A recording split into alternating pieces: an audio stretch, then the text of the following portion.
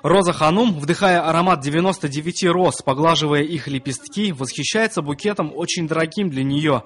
«Это подарок моего младшего зятя», — говорит она, вытирая платком слезу. «Он подарил ее с пожеланием, чтобы и мое 99-летие нам пришлось отметить вместе». Это стало большим сюрпризом для меня. От волнения даже потеряла голос. Я очень счастливая мама. У меня очень хорошие дети. Никогда не забывают про день моего рождения. И зятья, и снохи у меня хорошие. У нас никогда не возникает ссор. Мы воспитывали детей так, чтобы они стали достойными людьми.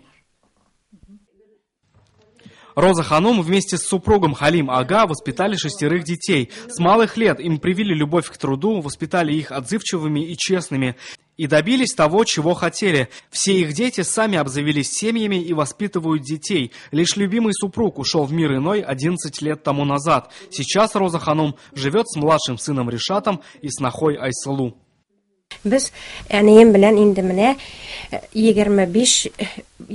со свекровью живем 25 лет. Она очень хорошая мама. Всегда и во всем она мне помогала. Благодаря ней мы сегодня собрались все вместе за круглым столом.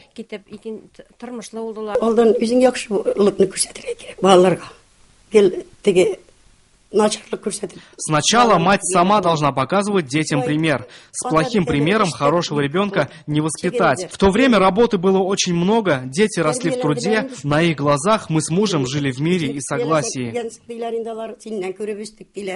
О домашних лепешках, которые печет Роза Ханум, знают не только фомкинцы. Самое главное – готовить с любовью, говорит хозяйка. Секретом одного национального блюда Роза Ханум поделилась и с нами. Розапа наша близкая родственница по матери, они с моими родителями также ходили, всегда дружили, всегда по-родственному. А после родителей мы уже продолжаем этот путь.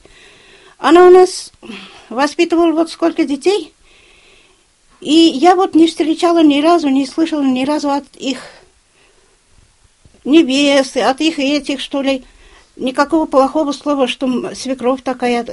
Она честна, она всем поровну смотрит на своих детей, на своих невест, на своих зятей. Для них все родные души они.